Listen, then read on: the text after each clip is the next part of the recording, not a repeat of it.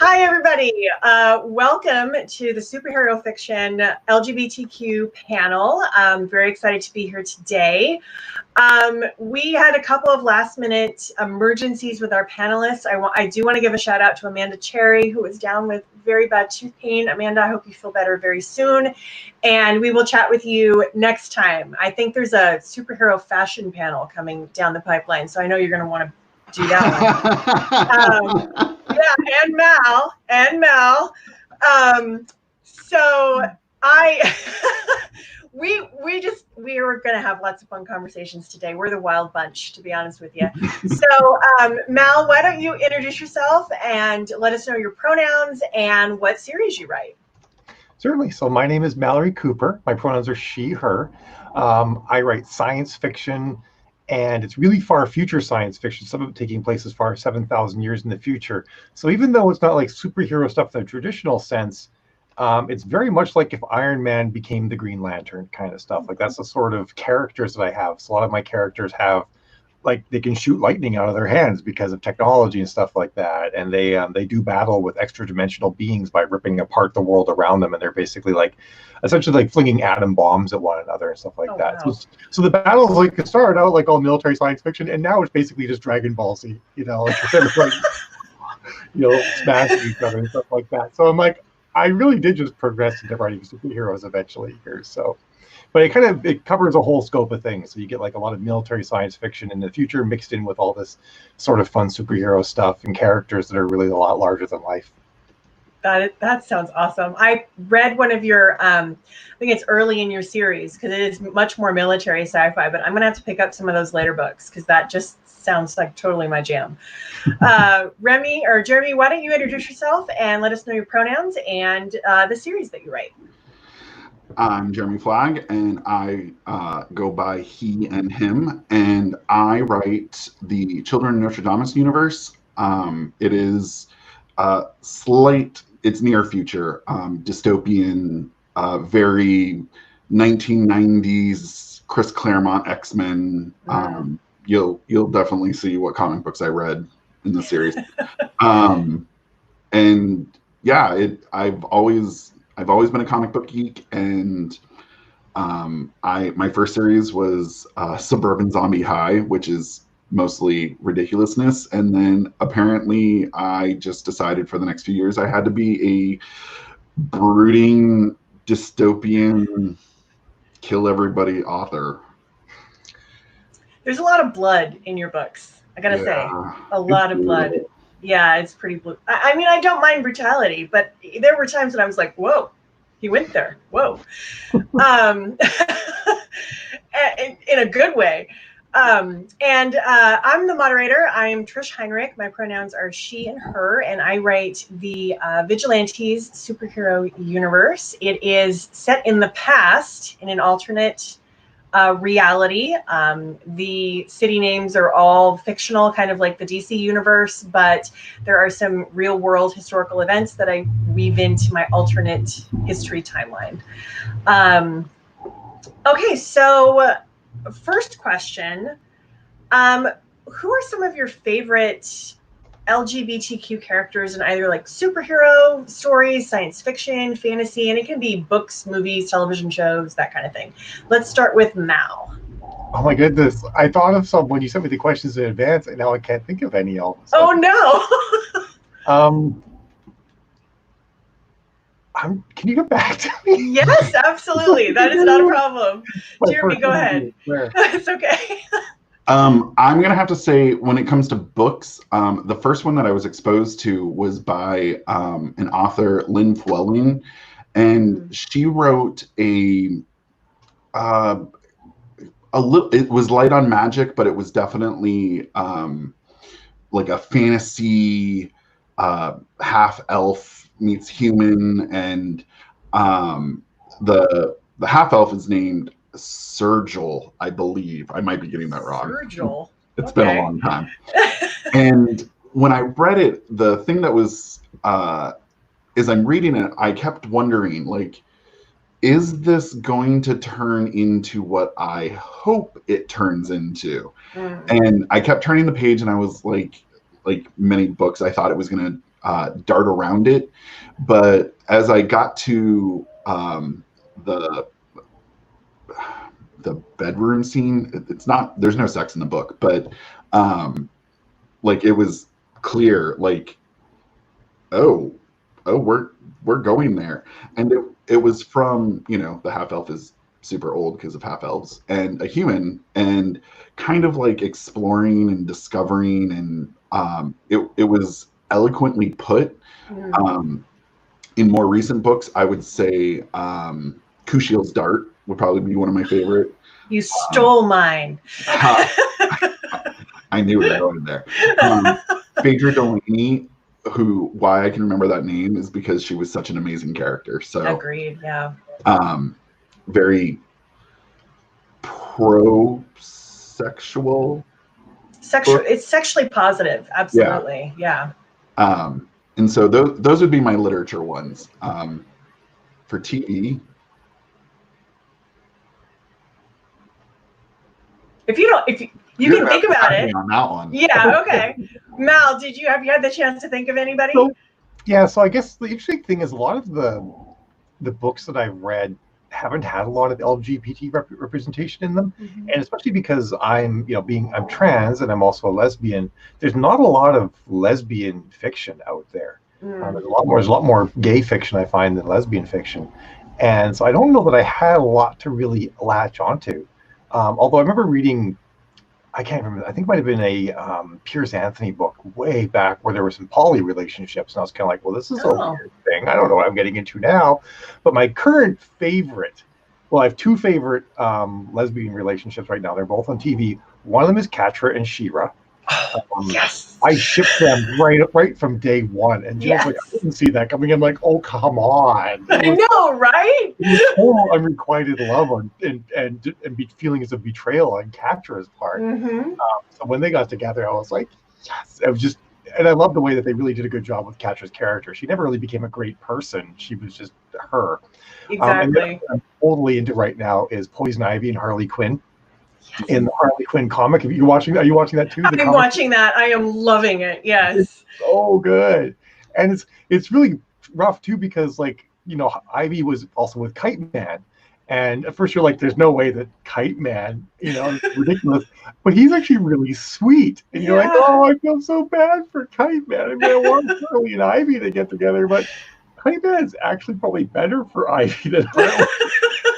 So I feel like I shipped them so hard. So those are my two favorites right now. You are, both of you, reading my mind. I watched She-Ra with my girls, and both of my girls identify as part of the LGBTQ community. And my oldest, who identifies right now, she's identifying as a lesbian. And she says, well, I still kind of like boys. And so she's exploring it, but she's 10. So explore away, kiddo, figure yourself out. But she started to cry when Catra and Adora got together. And she was, it was happy tears. She was so speechless. And if you know my daughter, that never happens. But she's crying and she's laughing, and I started to bawl, and then my husband started to bawl, and then my youngest is like, why are you guys crying? But it was that moment of, she saw herself in this story that she loved so much. Yeah. And that right there meant everything to me. Awesome. I think across the board, representation is not pushed forward in a lot of shows. So I even thinking in my head right now, I'm like, what sidekicks are there? And that's exactly where everything seems to go, is you look for the background character, the sidekick, the whoever, but like my mind still doesn't go to who are the main characters that are carrying shows, because those are still few and far between. I think it's with Netflix is a little bit better about it, but even then, it's well, there's Batwoman, who's but that show, to be honest, it didn't really hold my attention that well. Mine neither, and I don't know.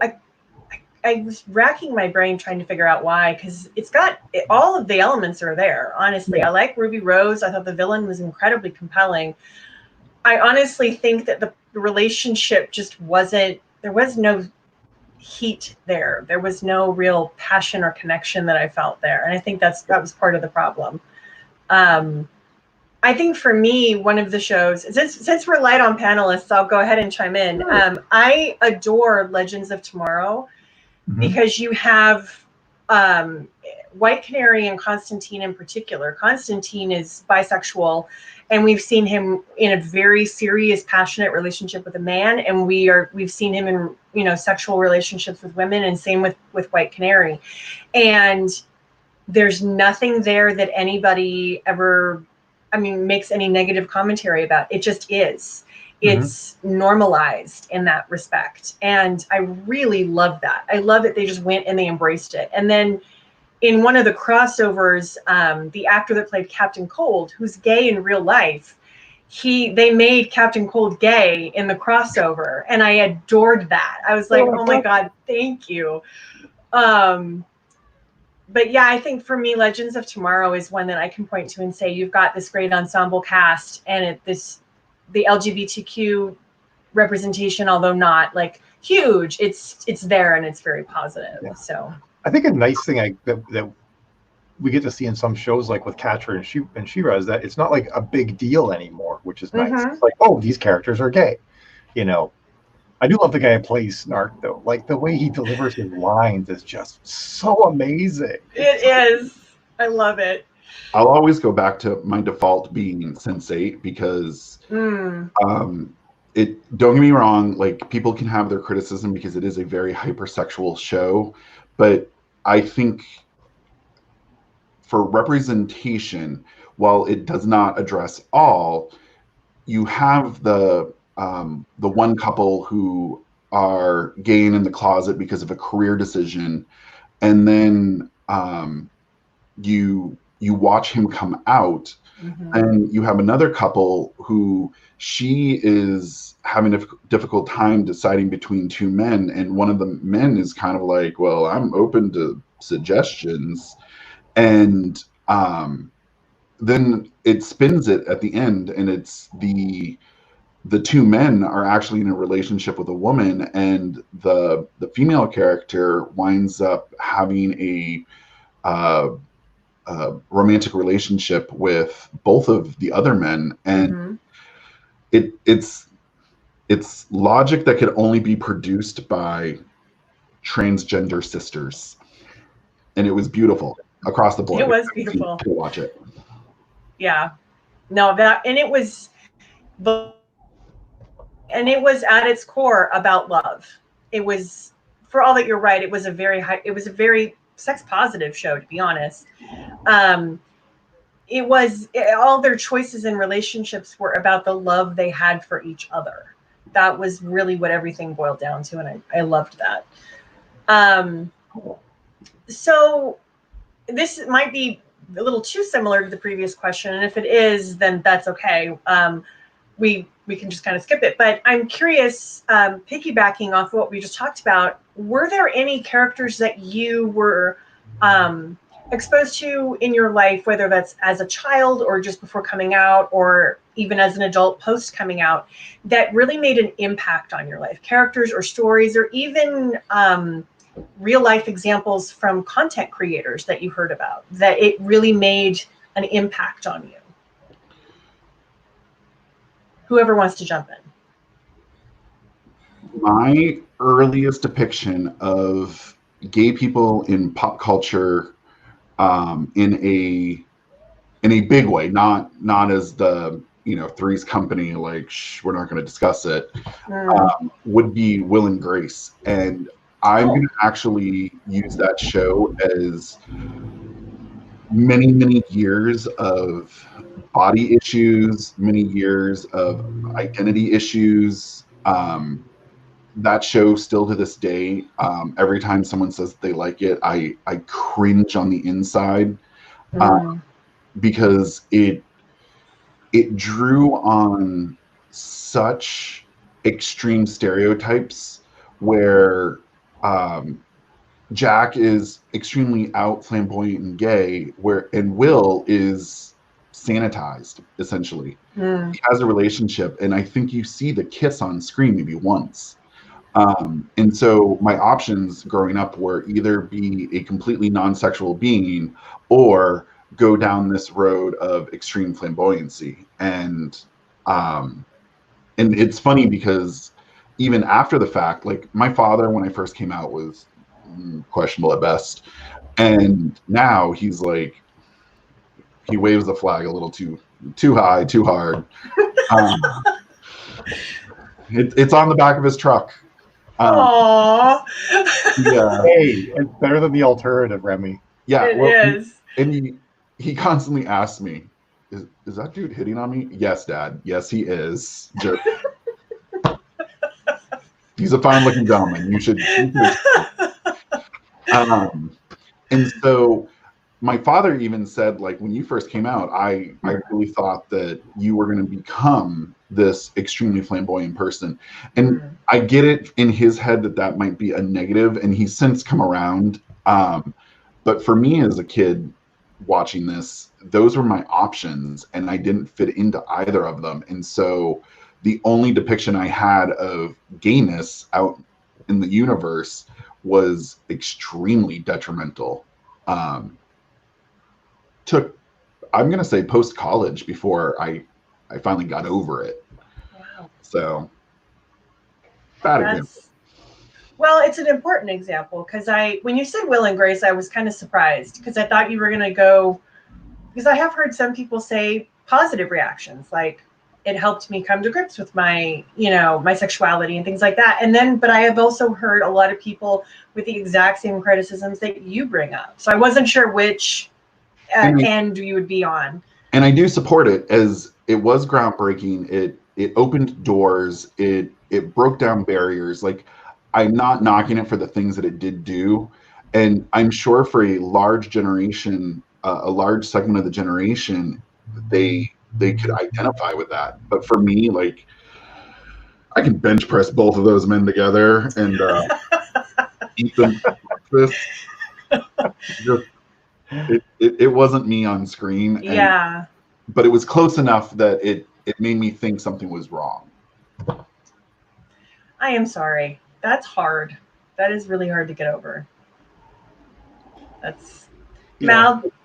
So mine is unfortunately in the same vein. Have either of you guys watched Disclosure yet on Netflix? No. It's almost a 2-hour documentary on trans representation in Hollywood, and how Hollywood has portrayed and treated trans people. And one of the interesting statistics about it is that 65% of the time the trans person dies. Oh my God. There's these trans actresses, and they're basically like, I've died dozens of times on television. And usually they say horribly insulting things to me while I'm laying there pretending to be dead, and stuff like that. Oh God. So we're growing up, trans representation the interesting thing is that trans people have always been in cinema. Some of the very earliest moving pictures are men. It's hard. Some of these you don't know, is this a man dressed as a woman, or is this actually a trans person, or do they, because a lot of the folks back then who played female characters, because back then was when men played women a lot, even still, some of them were actually gay or trans and stuff like that. But some of the very earliest moving pictures are people born male with male bodies dressed as women, which is kind of a neat thing. And when you look at through so much of history, there's so many of trans people on television, but they're always caricatures. And so when I grew up, I would see trans people on television. I'd be like, dear God, I would never transition because I'm going to look like that train wreck, and I'm going to be the laughing stock, and be the person paraded into the room saying, look how different they look, and everybody would say, wow, you look great, snicker, stuff like that. So it's, and on top of that, you get like Buffalo Bill. Like, if I'm doing my makeup in front of the mirror and I have music playing, I still see Buffalo Bill in my head from Silence of the Lambs, where the trans person, of course, is the serial killer. Yeah. So there's not a lot, until very, very recently, there's not a lot of great trans representation. So growing up, to be honest, I would say one of the things that kept me from coming out for a long time was was the thought that like I would just look horrible and it would be this terrible thing and everybody would laugh at me. And the only other option I found was like you'd see like there was this one Maury Povich where they brought out all these women and they're like, which one's a man? You know, which Oh my is such a God. horrible thing to say, right? And Yes. even more recent shows like Nip Tuck, they did that sort of thing. They're like, look, the trans person's a man. It's like, no, they're not. They're just a trans woman. You know, they're not a man just because of whatever. And that show was like really degrading too, in how it did it. And it was done in Nip Tuck. Yeah. The depth of her vagina, and since he was a plastic surgeon, he would know and stuff like that. I'm just like, so yeah. So unfortunately, there was almost no good representation at all. And then what there was, it was still a sideshow freak sort of thing. And also, some of those women looked so good. I'm like, there's no way. And so it actually, in my mind, it sort of created this weird dichotomy of. You look like a terrible train wreck unless you have $100,000 for surgery, and then you look great. And I'm like, well, I'm never going to have that money for that surgery, so I'm just never going to. I don't want to look like a train wreck. And really, only in the last 10 years or so would I'd say there's good trans representation on TV, and I would say it's probably only in the last 5 years or so where there's good trans lesbian. Because before that, anyone who's trans and a lesbian, well, obviously you're just trying to get into ladies' locker rooms so you can get with women and stuff like that, you know. And of course, trans women who are straight, they're just trying to trick gay people or something like that. There's a lot of other stigma around there too, and that's always been in the television too. It's always been in the show watch. So it was, I would say actually that the representation of trans people is actually kept from coming out. And I can't think of any good examples at all, to be honest. I mean, I was trying, as you're talking, I'm like, okay, what have I seen? And the only things that pop up, and I refuse to watch these movies. I used to love these movies, but I won't watch them anymore. Like Soap Dish. Yeah. I thought was a delightful, funny movie. But now having a transgender daughter, I see that and I'm like, that's horrible. That's awful. Like, there's all sorts of things I just can't watch anymore because I'm like it's just you're the trans person's the butt of all the jokes, and at some point I'm going to call them a man, you know, and stuff like that. So yeah, and I can only think of like good examples in recent years, and something like, I mean, it's rough across the board, but Orange is the New Black or Sense8 had a trans lesbian relationship. Yes. That's actually the only positive one. I'm sorry, Mel, go ahead. What? I was going to say, I've checked that out. Everybody's been talking about it a lot lately. We should just stop it right now and go have a watch party. Mel, I think you would love it. It's Remy warned me the first few episodes, the transgender woman's storyline is incredibly hard to watch. But once you get over that hump, she is a badass. Like, I mean, she's incredible. I highly recommend it. But that's actually the only positive trans lesbian relationship that it's positively portrayed on screen that I can think of. Yeah, most of the time the trans person just gets killed. And exactly. Honestly, it's a bury your gays situation. I think the only reason it's a positive portrayal in that particular show is because, shocker, it was made by transgender people. Is it made by the Wachowski sisters? Yep. Mm-hmm. Oh, okay. Because you said like two trans women. I'm like, I only know of two trans women who make television. So. And if I remember correctly, one of them transitioned just shortly before the show, and so there's some of that actually gets played out on screen. That's very cool.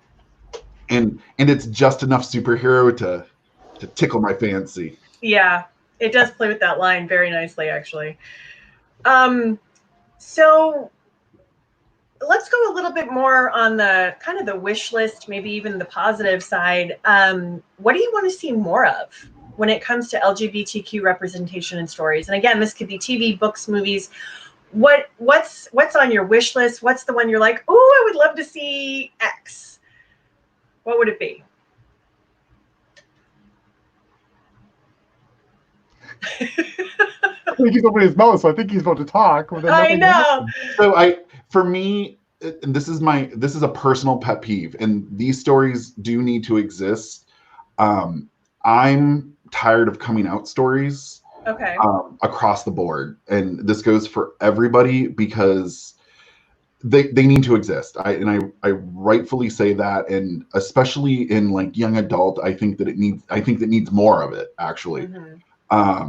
But for those of us that have already done that process, like I remember watching Glee, and I'm not saying that Glee is by any means a good representation, but the when the football player comes out on that, he tries to kill himself. It gets leaked out, and basically, as he goes into the locker room, like he knows something's weird, and it's plastered everywhere, and he winds up going home and killing himself, or trying to kill himself. And I remember, you know, I'm adult in my 30s when this came out, and I'm bawling, and because I know those people, and I know far too many. The list of names of people who aren't here today because of this stuff is long.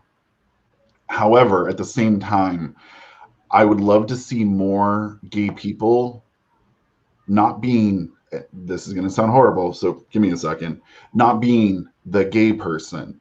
I want them to be the lawyer and be gay. I want them to be the spaceship mechanic and be gay.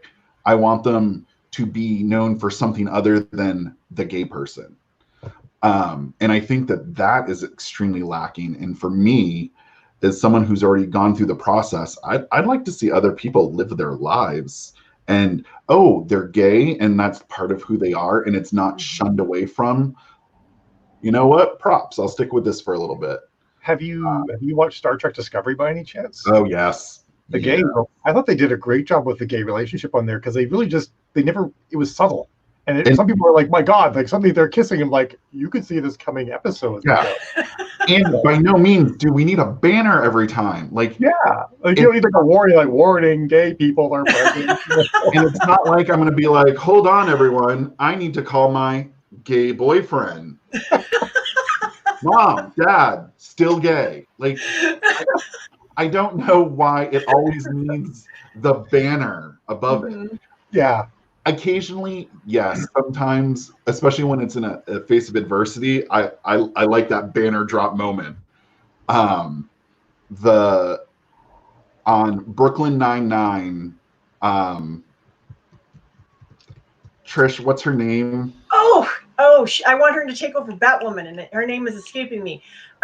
She's the bisexual character. She's a bisexual actress. I adore her. She's amazing. She originally, when she came out, it was a coming out story. She had a secret. She had a secret girlfriend. A couple people knew, but then all of a sudden it came out. It was a pretty fast process. I think maybe an episode or two. And then Stephanie Beatriz. Thank you. Welcome. I love her too. Though if she leaves the show, I'm going to stop watching it. Sorry. She needs to be on both. Yes. But there's another episode where someone says something that is potentially, bigoted, and she just drops the bomb. And because it's her, boom, conversation over. And applaud. I loved that episode. So for me, that's more of. Okay. Mal D, what would you like to see more of? I would like to see, I think, kind of the same thing as Remy wants to see for trans people, although I kind of feel like we're not ready for it yet. Because I do feel like there's so many young trans people out there who are terrified of their parents, who get like beaten by their parents and stuff like that. Ones I know who like their parents beat them. They're afraid for their lives. They can't fall asleep and stuff like that. So I feel like that's something to be told. But I look forward to a future when we can have trans people just happen to be trans, and I'd love to see, I'm getting crazy here now, but I'd love to see ace people and more non-binary people. There are no non-binary people on major representation at all. Like they might be like the friend who might be non-binary. They look a little androgynous, but it's not that common. No. The only show, and it sticks out because every time it comes up, I think, good. It's the first time. Sabrina. Oh, really? Is there a non-binary character on Sabrina? There's a non-binary character, and the discussion is never resolved because it doesn't need a resolution. It simply is. That's And, amazing. There's a romance that comes into the second season of it, and you're like, how is this going to play out? And it doesn't play out. It just simply is. And I was like, oh my God, you had an evolution. The people on the show understood. And but I remember that being the one. That's really cool. Jill and I think we finished season 1 and maybe got a small start in season 2, so we're gonna have to catch up with that. They are my everyone but Sabrina's my favorite. You know what else I would love to see? I would really like to see more of. I would like to see every show pass the Bechdel test. Yes. Yes. Like, dear God.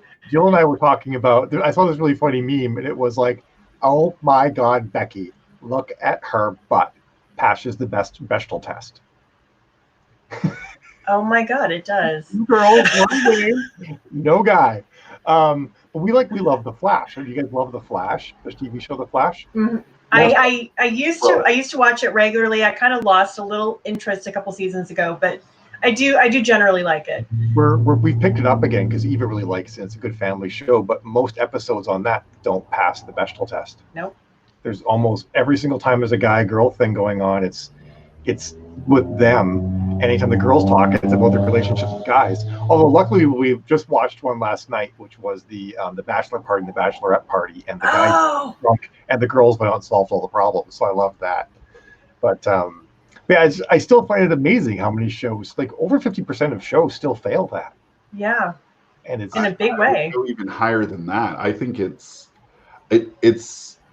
so many shows fail it that when I'll even pause something and be like, wait a second, let me go review what the quote is. What are the rules? Yeah, exactly. It's the simplest rules too. It really is. It's the bar is so low in order to pass that, and it is.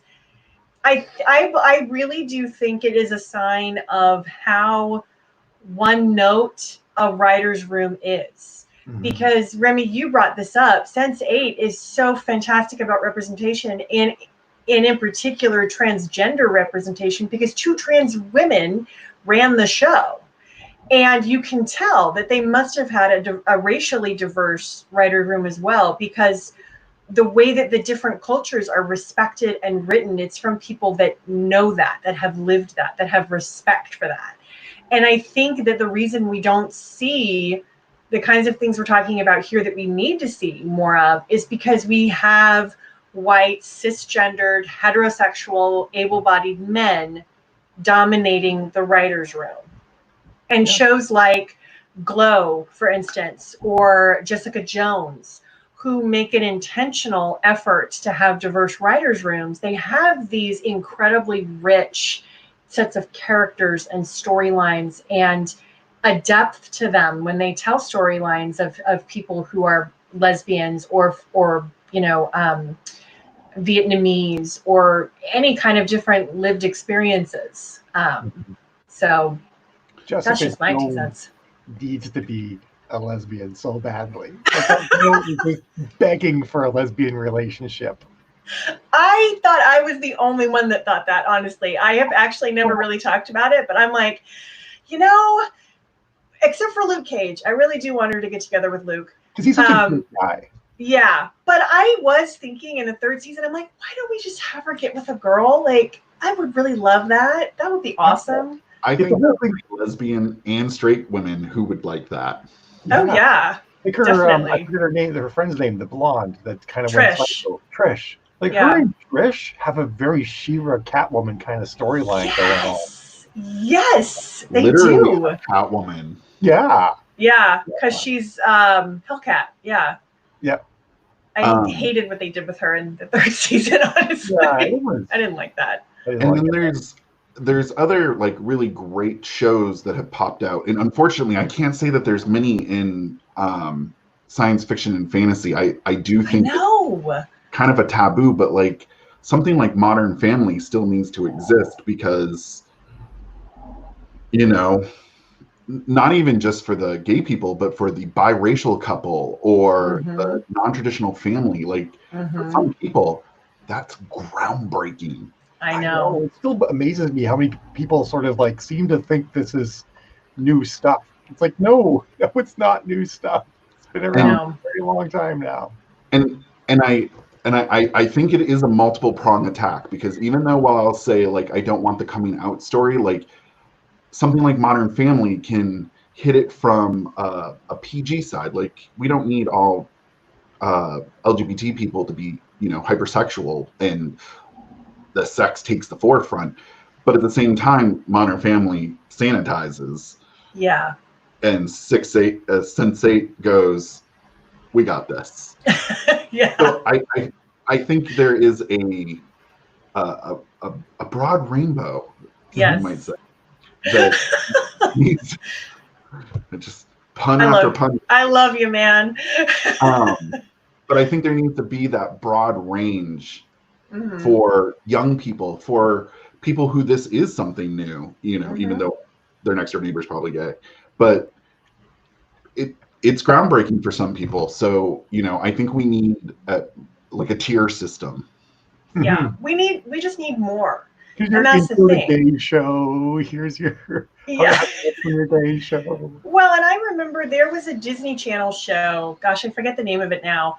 My girls really liked it. It's a live action show about a girl that the premise sounds so messed up, but it's such a like really family friendly show. So she finds out that the woman she thought was her mom is actually her grandmother. Do you know what I'm talking about? No, I love it too. Andy Mack, I think is the name. Isn't it Andy Mack?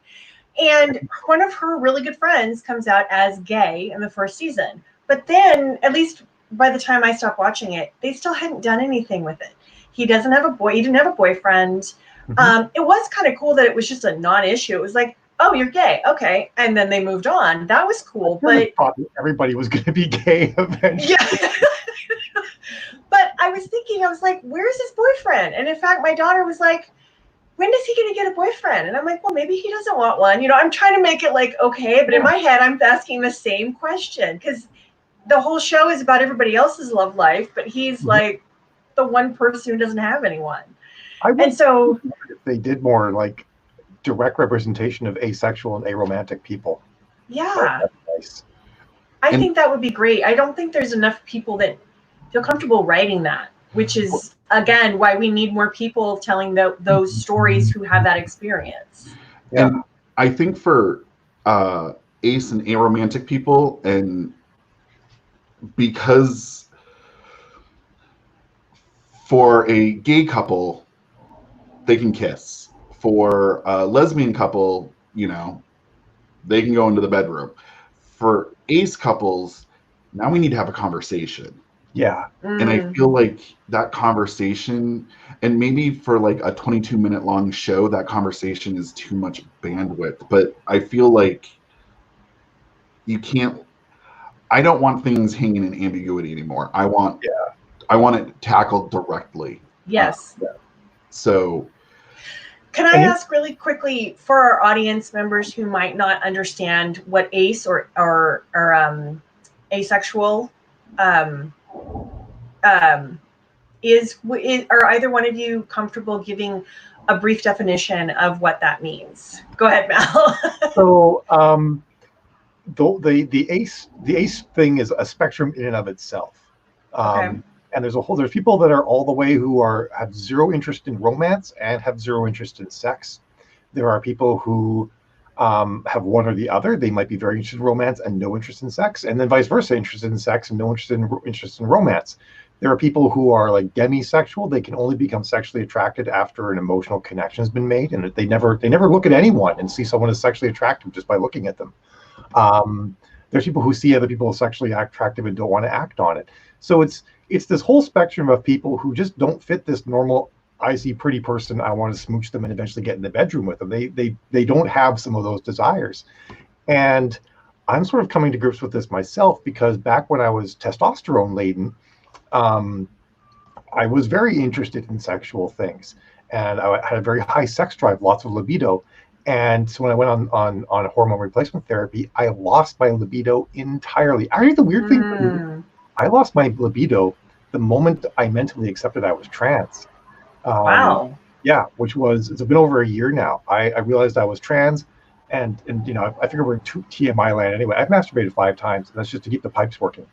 And I have to do it every day, type of thing, And it was just like that when I realized I'm doing this for reasons that didn't actually make sense anymore. And people always say, like, okay, yeah, once you're on HRT for about 6 months, your libido will start to come back. It'll be different. It'll be like a woman's libido. It's not there still. I have like no libido, 0%, which people will think is weird because I present very sexually. I'm wearing cat suits. I always like to do myself up. I look like a sexual person, but I'm not at all. And I think it'd be kind of neat maybe to try and represent some of that. Like, why aren't you? Because there's a lot of women, especially women, get this dual pressure. I don't, because everybody knows I don't have the inner working sport, but you have to go out and get a mate, and then you have to get pregnant. You have to do. They have this dual pressure. Men is sort of like, why aren't you with anyone? Women, it's 2 things. It's why aren't you with anyone, and where are my grandchildren? But there's lots of people who just aren't interested in that. And ACE is sort of a weird thing because ACE sits inside the LGBTQ spectrum, and it's way outside of it too, because there's lots of people who are cis and heterosexual who are also asexual. And I think it's a really big problem in our society where people don't find out if they're in a matched libido situation until too late much of the time. And I actually think that's why a lot of marriages fail and whatnot. So I think a much broader conversation needs to come out about people who just simply aren't interested in having sex all the time. And they get great, Jill and I get great satisfaction out of just physical intimacy, and that's it. So it'd be interesting to show stuff like that. Like, maybe that's a great way to show it, actually. Would it be show ace people being romantic and embracing and whatnot, and then just never going any further because they have no desire. That's how they fill their emotional tank.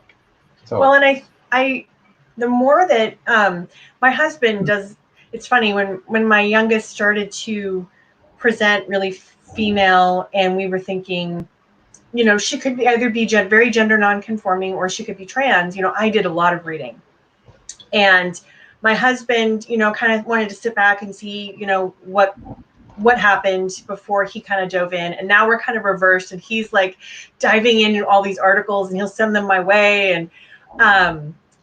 And he is really fascinated and continuously educating himself on the broad spectrum that is gender, and the fact that gender is not it's not 2 options. There's actually just this incredible spectrum that make up gender and gender representation. And I feel, after listening to you, I feel like that spectrum, that there's many different shades, really pertains to a lot of life, a lot of how we present not only our gender, but what we feel and think about sex.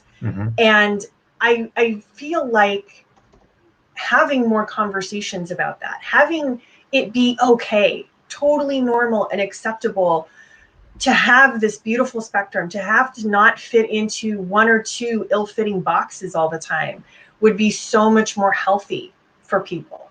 And in particular, kids growing up and as they develop, going through puberty, which is already a confusing time anyway. And stories would help with that, honestly, more stories.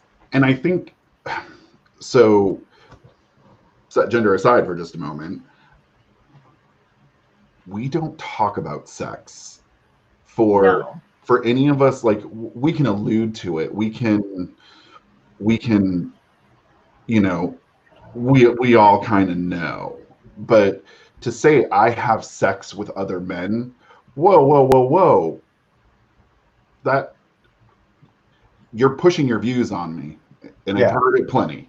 And I think LGBT people, especially now that I'm old enough that many of my LGBT friends are having their own kids, really approach sex in a much more positive manner. And to watch my nephew with his 2 moms, they've already had the sex talk. Like, it's just out there on the table. Like, there's been no questions about it. The conversation of gender is now starting to come up. And I think if we're not comfortable discussing sex, which makes sense to everybody on some scale, whether you partake or not. Gender is now a much more complicated thing. And I feel like if we can't even figure out this thing that brought us into the universe, then asking them to understand gender, I'm just like, and this goes personally as well. Just because I'm gay does not mean in any way, shape, or form I understand gender in any like deep, meaningful way. I mean, I had to have some conversations with myself about this, but that's hard. And I knew I was gay right off the bat. So I think, sorry, gender folk, this is a complicated conversation. What you're talking about, Will and Grace and whatnot, that was actually a gender conversation, a gender issue you had, because they were performing their gayness and their gender in very different ways. I use performing gender, even though I don't believe people really perform it, but it's sort of a description of how our outward actions that convey it. Because a lot of gay men appear to perform their gender very much like they're women, but they still identify as men, and they're sexually attracted to men. You know, and you were having a problem with that. You're like, that's not how my gender expresses itself. I'm a masculine man, you know, type of thing. Like, look at Remy, look how masculine he looks right now. Well, and I think it's a part of it. I think it's part of the spectrum that even you had to go through. Yeah, and this is something even hard to talk about now for me, but there was definitely a time where I thought my sexuality was very cemented. And when I went to college, when I went to my second college, I was in my early 20s, and I kind of had a good idea of what was going on in my head. And there was still some debate. And some of that was simply because, you know, I didn't even know the term gay existed when I was in middle school. And it only showed up because a lot of Alta Vista searching, and when we got our computer in 1996. So, like, until those words became defined, like, that conversation didn't exist even for myself. So I think it should just become part of the vernacular. And I worry, because if we can't talk about sex in even a textbook fashion, like, or just kind of taking the giggle out of it. Yeah. I mean, giggle. Actually, just giggle at it. It's funny. Well, it is. Sex is very funny. It is ridiculous. I mean, it is. But I mean, kind of the same with you, Remy. My girls know what sex is. They know where babies come from. In fact, they have 2 different books that tells them all about it, that has drawings. This is what a guy looks like. You know, this is what guys' equipment is. This is what girls' equipment is. And this is how they go together. It talks about this is a gay couple. This is a lesbian couple. This is a transgender person. I mean, the whole thing before they're even in junior high. My girls, sex is just sex. And my oldest thinks kissing is gross, but that seems age appropriate, you know, like. Yeah, Eva at 10 feels the same way. I say this is one of those weird things about growing up in Canada, living in the States. In Canada, the schools do this in grade 4 or 5. Everybody knows. Everybody gets to talk. Everybody has an actual doctor, like an actual, like, you know, medical doctor comes in and just talks to the kids and stuff like that. So they get like a good initial description, and then the boys go off and have a conversation with male teachers, and the girls go off and have a conversation with female teachers. And long before you exit elementary high, everybody has the baseline. Everybody knows everything works and all that jazz across the entire nation. So this idea that people could, like, sometimes I listen to the things people say on the internet, I'm like, right, I'm in this country that failed to, like, give basic biology. It's true. I still remember we got an extra recess while the girls had the talk. There was no sex involved. It was just about menstruation. And we caught wind of it. And all we are hearing about is girls bleeding. Yeah. And I was perplexed as to why they would just let this girl bleed. I was the most immature 5th grader in the universe. I'm the youngest person in my class, and so it just did not make sense. Why wouldn't you give her a Band-Aid? Yeah, we should have probably been on that conversation, because still to this day, if you ask me to go buy feminine hygiene products, I'm going to blush. I'll do it, but I'm going to blush because it started when I was 8, being ingrained. I think that's a really important thing too, because if the guy wants to be supportive of his girlfriend, should he be in a hetero relationship, it's kind of nice to actually know what's going on, not think it's some sort of icky, nasty thing, Exactly.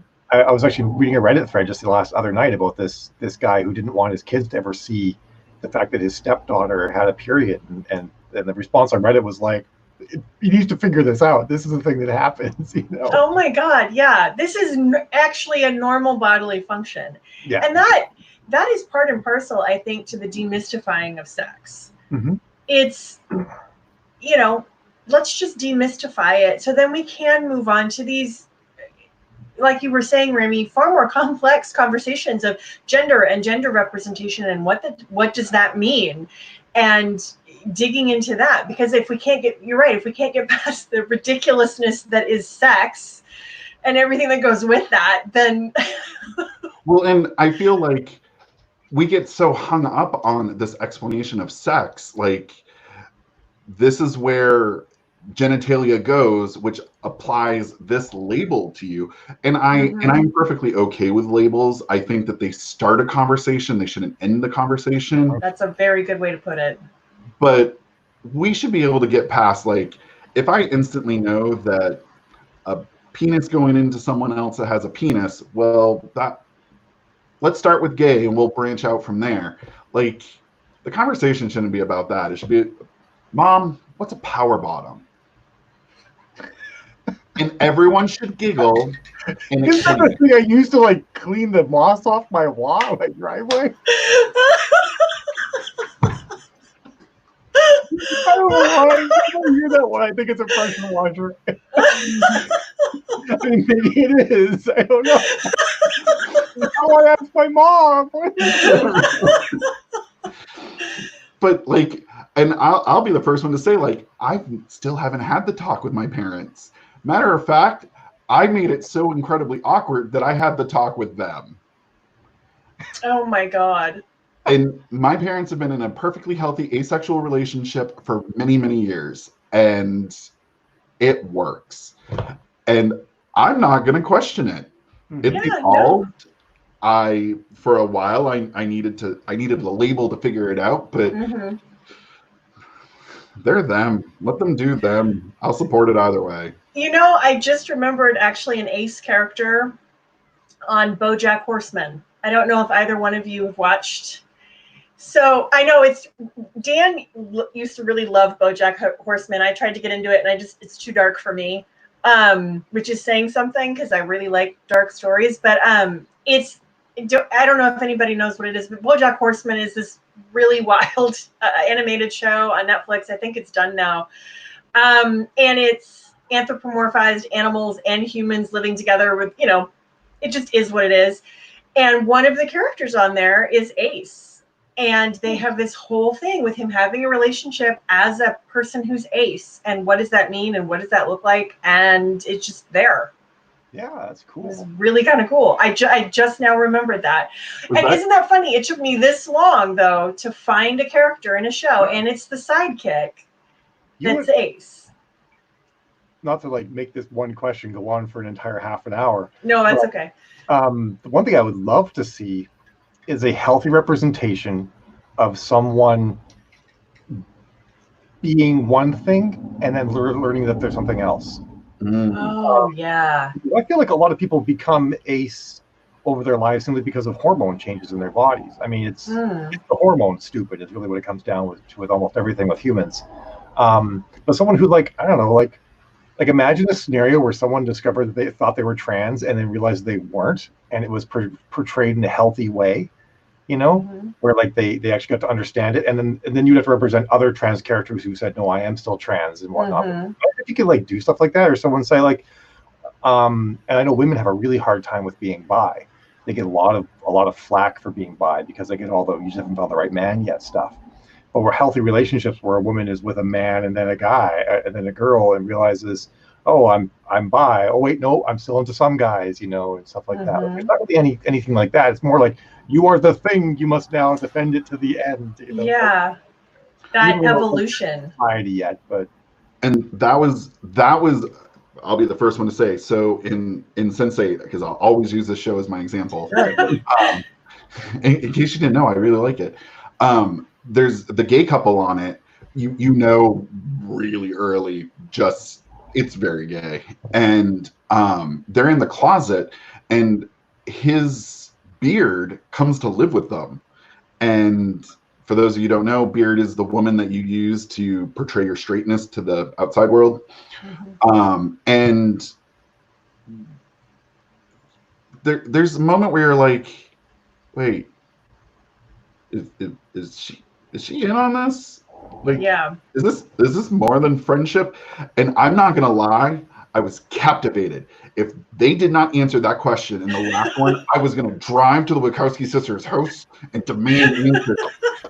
And it is done, and me and the rest of the internet, like I was in every forum, just people were counting down during the finale.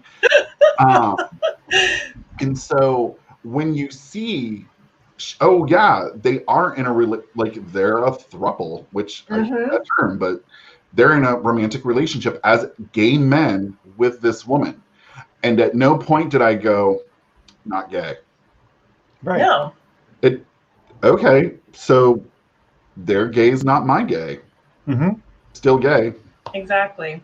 But I wanted it to happen so badly because I wanted a piece of the internet to break, because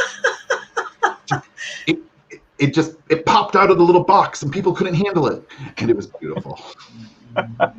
So I agree. I want those things where you see one evolve into the other and comfortably be willing to evolve back. Yes. Because I hate the phrase, is it a phase? They're teenagers, maybe. Yeah. And what if it is? Like that, just because you called yourself a lesbian on Monday doesn't mean you got to be a lesbian on Tuesday. You can wake up and make your decisions.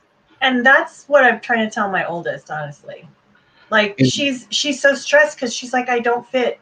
I want to know what I am. And I'm like, honey, you have all the time in the world to figure this out. There's no rush. Don't worry about it.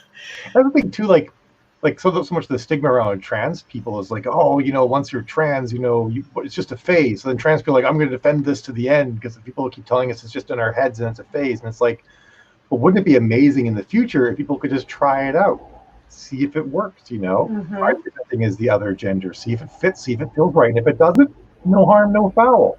Whereas right now, okay, I've got to gird my loins, you know, and go into battle and tell the whole world, you know, and heaven forbid I have to back down because everyone's going to mock me and tell me I was wrong and stupid. And in a weird way, I guess I've never really given this a lot of thought. In college, I did a lot of drag.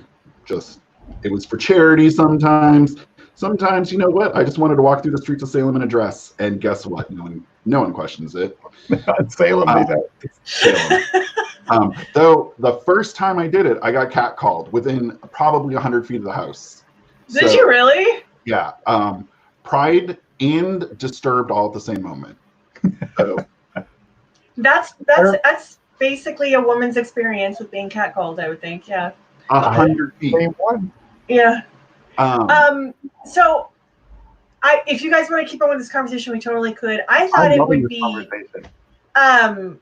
I thought it might be fun to also ask, though, like, in recent years, some comic book characters have been retconned and rewritten as gay. I think it was Quicksilver. I don't remember. Iceman. That is being written now as a gay character. And I'm just wondering, because there aren't that many LGBT classic, like, superhero characters that are LGBTQ. Are there any that you guys are like, God, I really wish that they would have them come out as bisexual or gay or... Have they done Robin yet? Because seriously, that kid was gay. my only beef with the retcon, and this is specifically to Iceman, is Okay.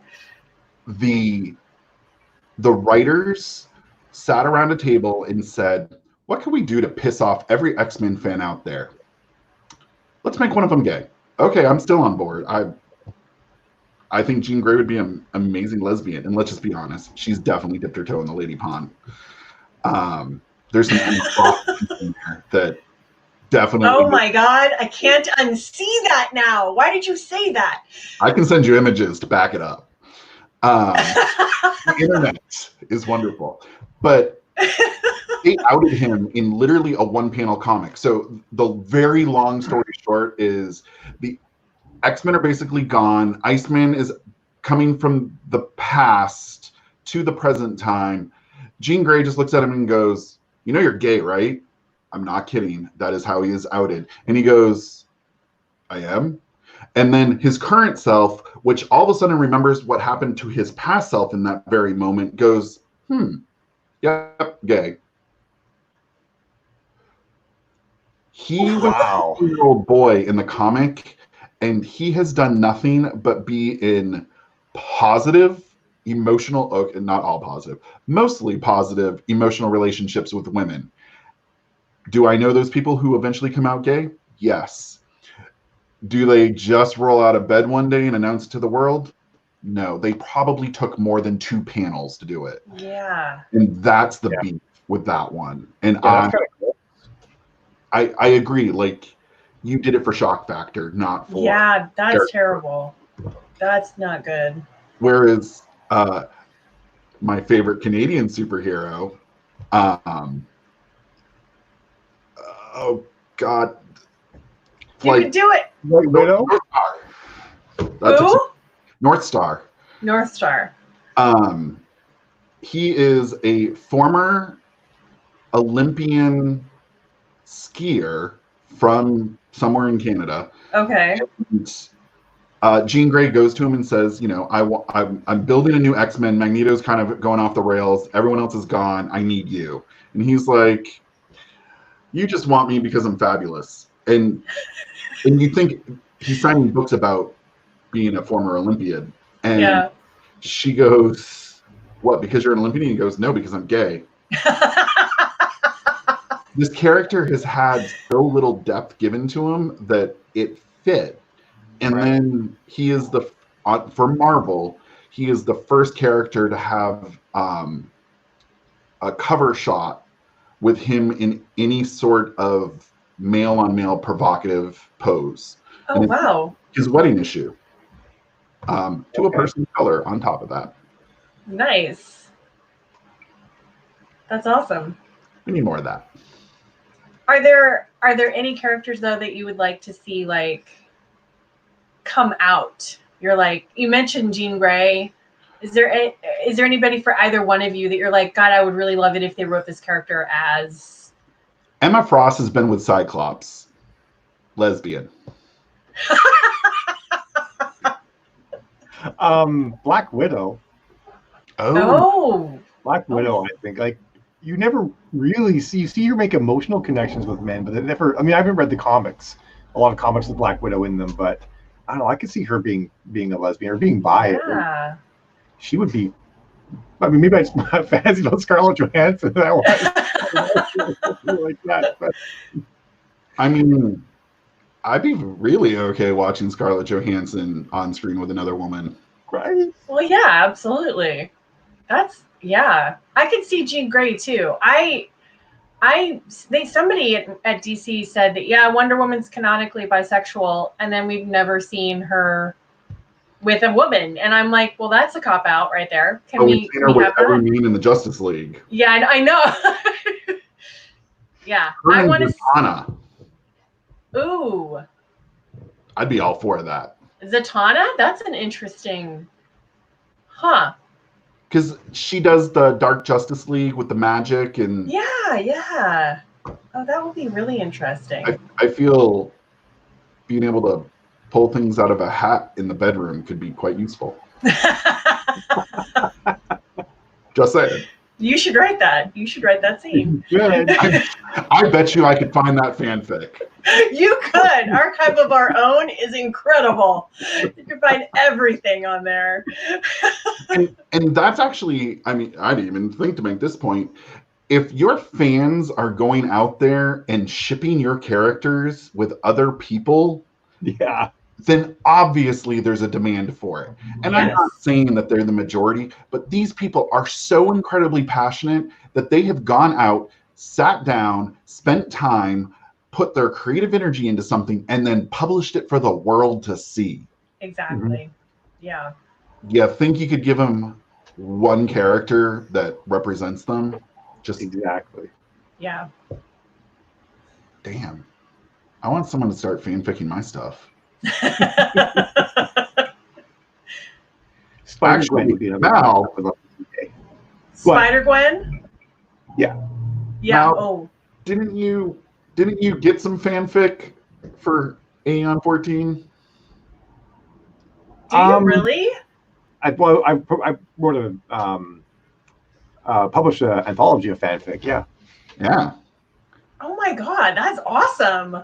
Yeah, so I don't know if it's really fanfic anymore because it got professionally edited and went through. It's actually it's all canonical and everything too. So Oh my it's not God. fanfic anymore. How cool is that? To your fans were so passionate about something for a creator to say, "Hey, I didn't come up with this stuff, but Yeah, they all not did. only am I going to give you attention, now it's part of it."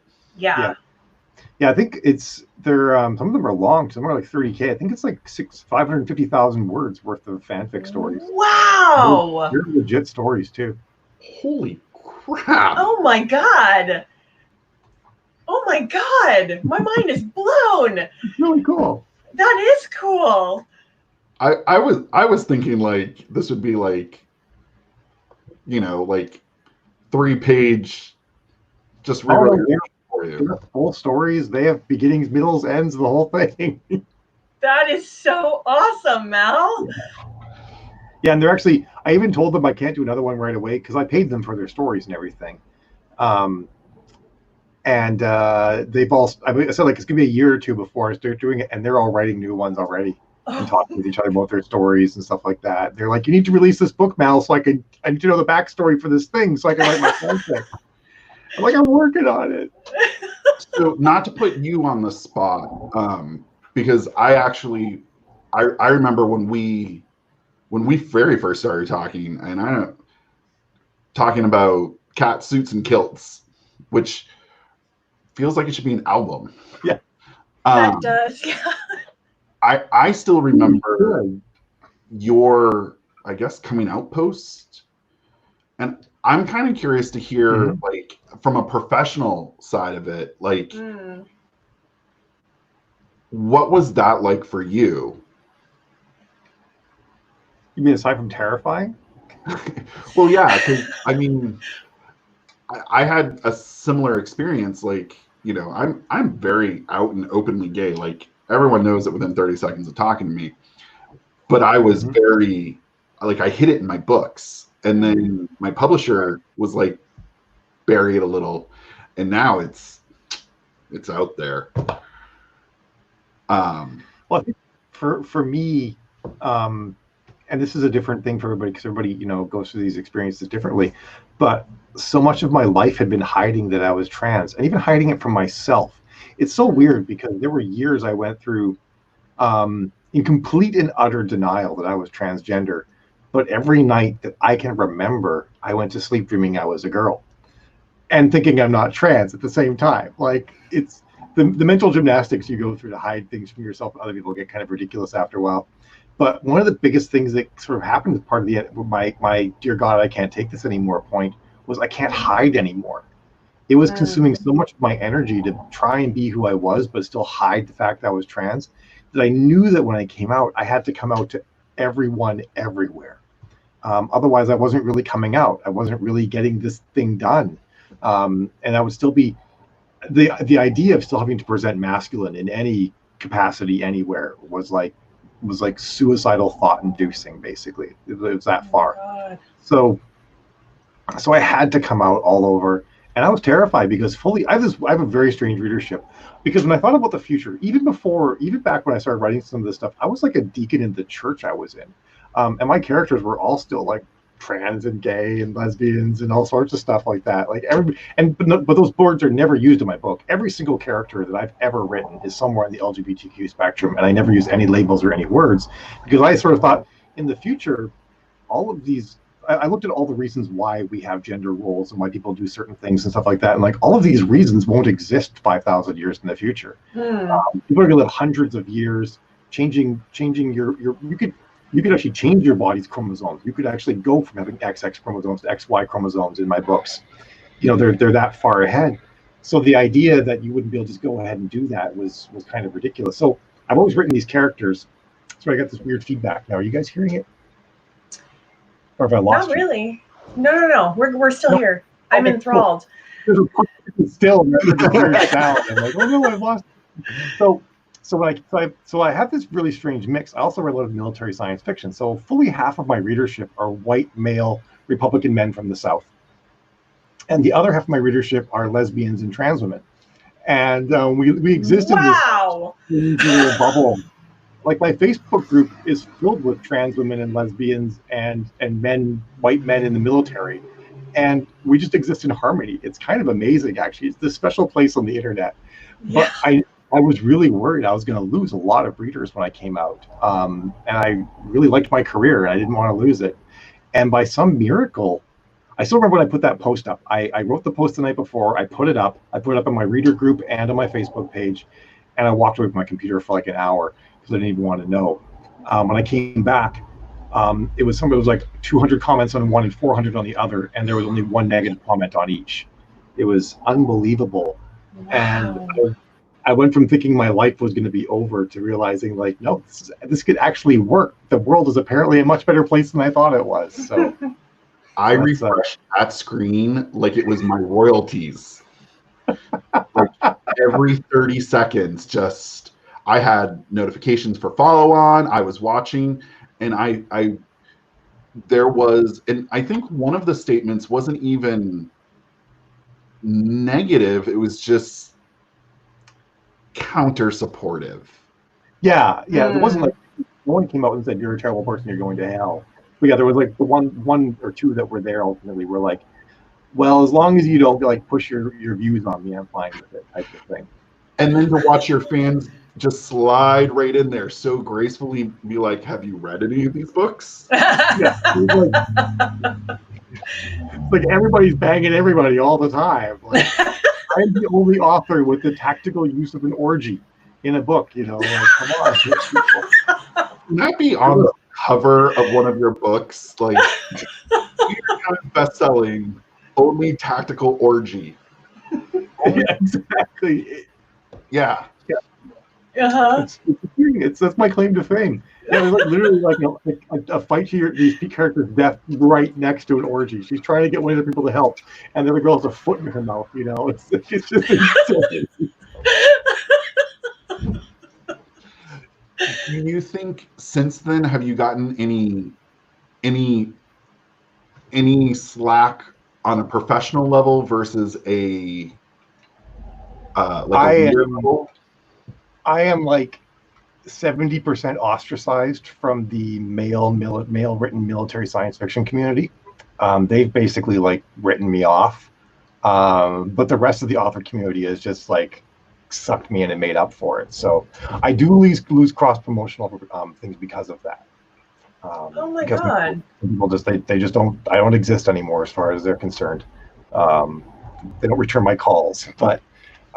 So professionally, like it's kind of weird. Like I have all sorts of other authors. Like I have like 10,000 romance authors who are my friends, kind of thing. But there's no real cross promotional things we can do, so that doesn't help. But that was really the only bad thing. So it was actually other authors, ironically, who were the biggest problem, not readers. I went to a science fiction, very specific science fiction fantasy convention conference for authors, and the readers that showed up were amazing. I absolutely loved them, and I had a great experience.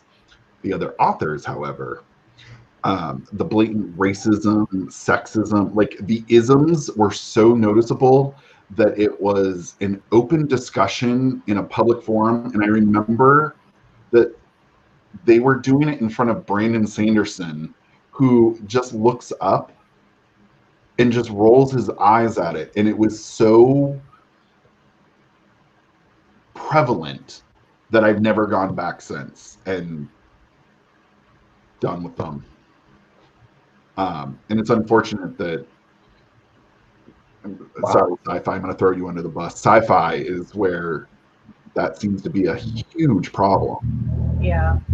Remy, if I could ask, when you, because I think I remember the conversation you and I had about you really embracing, no, Contan is gay, and I write gay characters, and I'm a gay man writing gay characters in my books, and I'm just going to embrace it. And did you have any fallout from just saying, screw it, I'm just going to be open with this?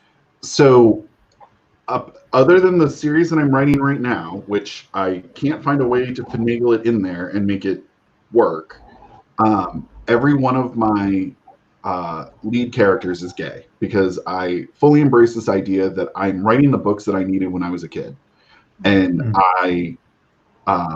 when I went to a publisher who wrote their big thing was romance, and so I was like, oh, this would be awesome. Like, they're looking to expand into science fiction. Well, unfortunately, they didn't expand into science fiction, and I was trapped in a contract. But one of the things that I clearly remember is in my story, Contan is an artist, and when he was in high school, his best friend Sarah starts developing bone growths, and not basically an exoskeleton. And he just found it beautiful. Like, it's just an expansion of who she is. And as an artist, like, he was really captivated with how it portrayed her. And he went on and he used her as a muse, and they had a great relationship. Well, she gets taken away, and unfortunately things don't end so well at the end, which I'll be the first one to say is kind of a refrigerator moment, and I'm apologizing up front.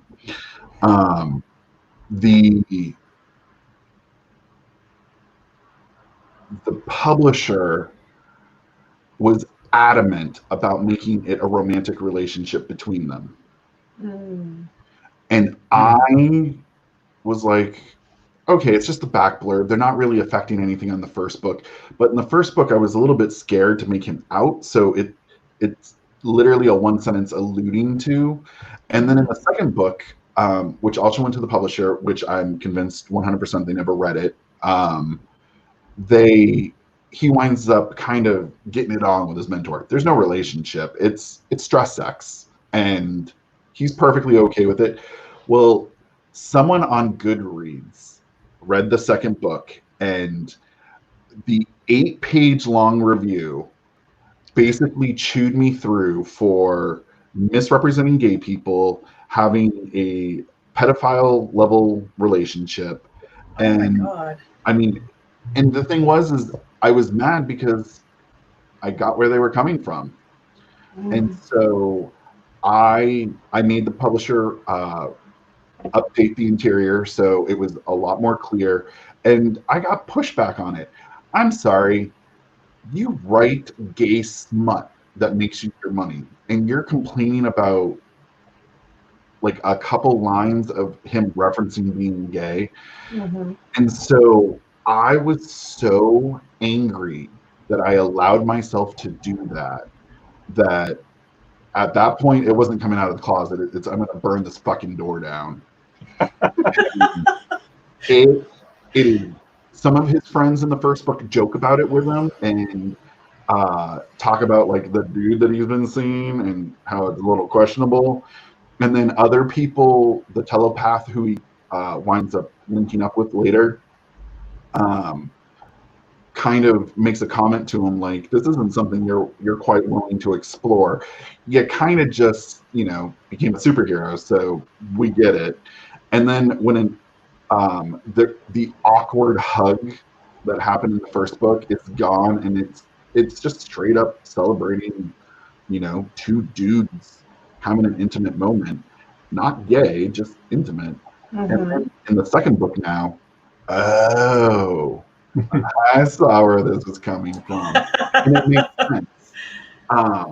And so, like, by not being myself, I got called out, and I deserved it, to the point where I've never responded to a review. I emailed her and apologized. Wow. And I told her when I took the publisher to court to get my rights back, I was like, I'll send you the updated book of what it should have been all along.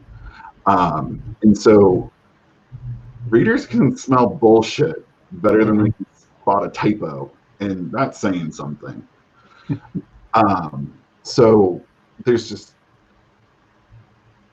since then, I've had one instance where another author from an anthology I was in, we just have conflicting ideology, and I'm not saying anything bad about them at all. Just having gay characters put them on the spot for religious reasons, basically. But while we had to have this conversation where, you know, would you be willing to take out, literally I put in the one line to be an asshole, I'm going to be honest. The character was completely non-sexual, and I was like, now he is. And it worked. And so I did it to be a jerk. I'm not even gonna lie. And he gave me just a little bit of flack and asked if I would take it out, and I said no. And he said, okay. So I was like, I don't know if that was bad, but like I won, so like, but I did walk away feeling a little bit weird. So that, from a professional standpoint, that's really, I got bullied into being myself. Thanks, reader. Well, and it's funny, Remy, you actually started the conversation with Mal about this, and it's one of the questions that I had that we hadn't gotten to. So I love that you did that. And I think it's important that we realize that these kinds of prejudices still exist. These kinds of struggles still exist very much. That there is still sexism and prejudice against the LGBTQ community in speculative fiction that hasn't gone away. I do find it very interesting, Mal, that a lot of the romance authors have just been like, you're ours now. We don't care if you don't write romance. You're ours now. Yeah. I love it. Hey, if you go to fashion with them, I think they're pretty accepting. Oh yeah. Yeah, they're the best. And there's certainly a lot of military sci-fi and men who are okay with me, but the relationship has changed. And generally men don't know how to deal with a trans woman at all. Women are much better at dealing with a trans woman than men are. Do you think it's is it specific to being a trans woman or being a woman, do you think? Oh, that's an interesting question. It is an interesting question. I mean, there's a certain amount of sexism that goes on. And I see it all the time. I see, especially in science fiction, the female science fiction authors are treated like second-class citizens by the male science fiction authors. I've actually read correspondences, like some of my female friends have sent me correspondences with male science fiction authors. And I'm like, if they ever talk to me like that, I would give them a beat down. Like, this was back before. It's back when I was still filled with testosterone, so I reacted. But yeah, like, definitely, and like, they've never said anything like that to me. They've never talked to me that way. And so there's definitely some of that. And I also get ads or comments on ads and whatnot where men will actually say, like, written by a woman or about a woman, not going to read it. You know, the one person's like, warning, seeing female science fiction author, you know, because they don't believe women can write science fiction. So there's definitely some just straight up not into women thing. But I think the problem that a lot of men have is, surprise, trans women can be attractive, where we don't look like the train wrecks that television presented, you know, all through the years. And they don't know what to do with that, right? Because some of them don't believe that I'm really a woman. So then they have this gay panic that they go through, where they're like, I'm attracted, but I believe that person's a man, and I don't know what to do with that. So they just simply can't interact. And I feel like that's a really big problem for a lot of men, to be honest. They they don't think I'm a woman, therefore any attraction they feel to me makes them feel like they're gay, and then they have to run away. Yeah, and they get defensive and mean about it. Yeah. Yeah. And again, I think a lot of it goes back to having these positive conversations at an early age. Yes. Where, like, now as an adult, I have no, like, I was an art major. I stared at naked women all day long. After a while, like, the artist's objectivity comes on, and you're just like, there's anatomy in front of me. Just drop. And it took a long time to go back to being like, hey, women are kind of hot. I don't want to sleep with them, but I am perfectly okay saying that intimate relationships, yes. Admiring them, absolutely. I comment on Mal's butt probably more than is healthy. Mal you're freaking Amazon, Mal, honestly. Like, I'm like, I don't ever want to objectify another human being, but there are times I'm like, damn. I don't really think viewpoint on objectification. I think that that you could, this could be a whole topic, honestly, though. But I feel like as long as you understand that you're still a person you're looking at, there's no limit to appreciating their beauty.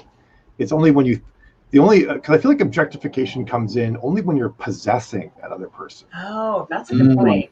And which is something that men do a lot. Men feel like they can possess women and they can possess the beauty. Women are much better just sort of admiring the beauty. And the way you can really tell when people talk is you're hot says you make me hot is actually what that means. You're sexy means you make me aroused and those sorts of things. But saying like, I love your hair, your ass looks fantastic in that, that's different. That's like, you are beautiful because of this thing, not all about how you make me feel.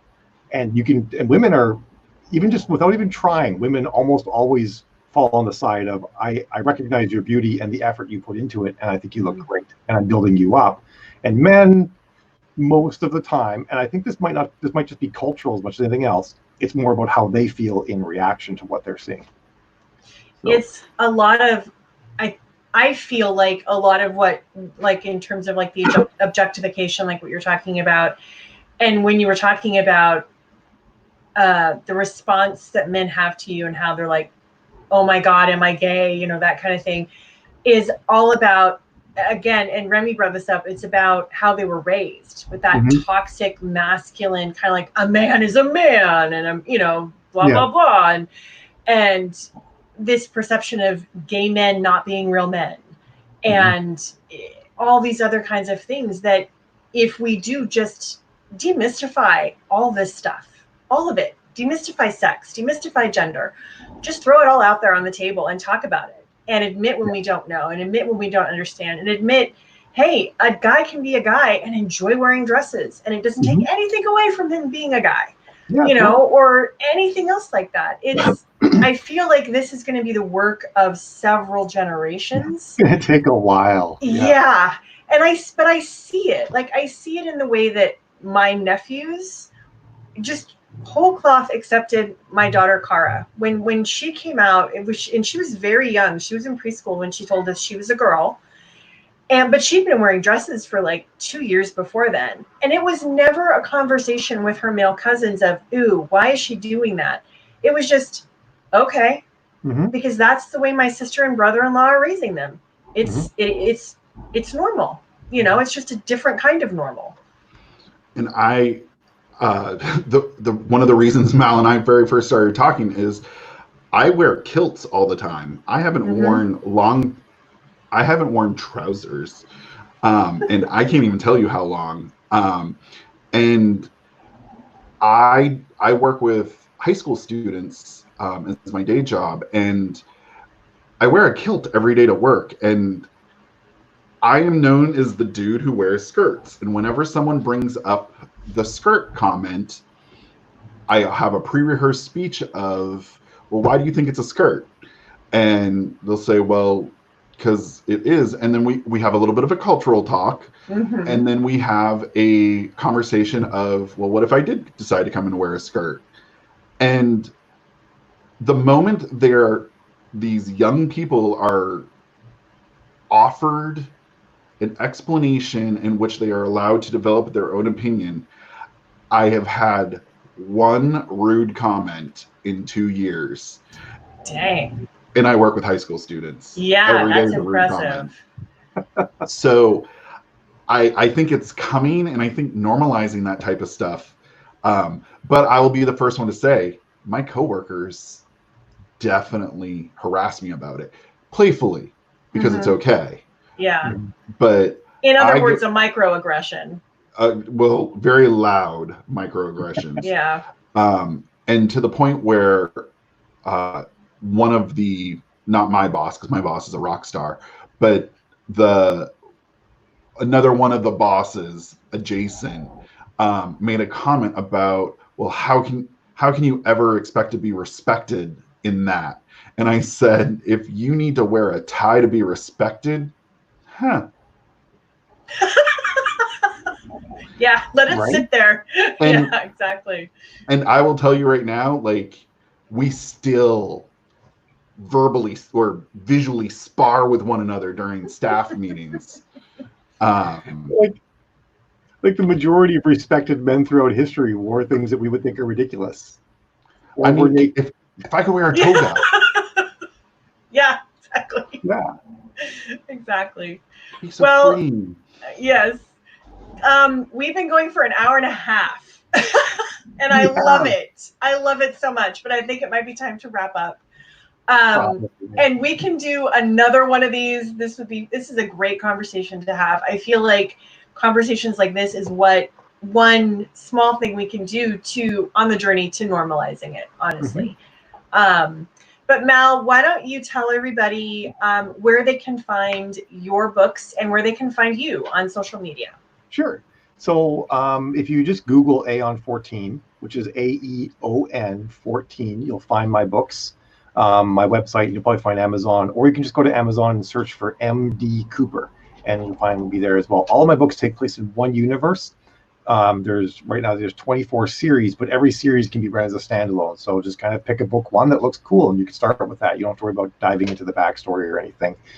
You can also search for me on Facebook as Mallory Cooper or MD Cooper. I love to, I'll accept friend requests from fans and all sorts of stuff. You can see all my crazy fashion and getting into details about transmission rates on viruses and all sorts of weird shit like that. Like I get into it. And you might get a biology lecture every now and then as well, mixed in with fabulous cat suits. So the cat suits are. I look forward to your fashion posts every single day. I love them. Could you do COVID stat couture and somehow get your stats onto a cat suit? Right in the boobies, Well, I see transmissions are up. Yeah. Jeremy, where can people find you and your books? Well, because Mal inspired me, I created my own superhero universe. Completely stole the idea. I'm not even gonna lie. It's called the Children of Nostradamus because I should have picked a shorter one like Mal. And you can find me childrenofnostradamus.com. Google that and you'll find me everywhere. Or you can find me on superhero-fiction.com. Awesome. And I'm Trish Heinrich, and you can find my books also on superhero-fiction.com or on Amazon. I write in the Vigilantes superhero universe. The first trilogy, The Rise of Heroes, is complete. And you can look for that, like I said, on Superhero Fiction. Thank you, everybody, for tuning in, and thank you, Superhero Fiction, for hosting this and facilitating. We really appreciate it. And we will talk to everybody later. Bye. Cool. Bye.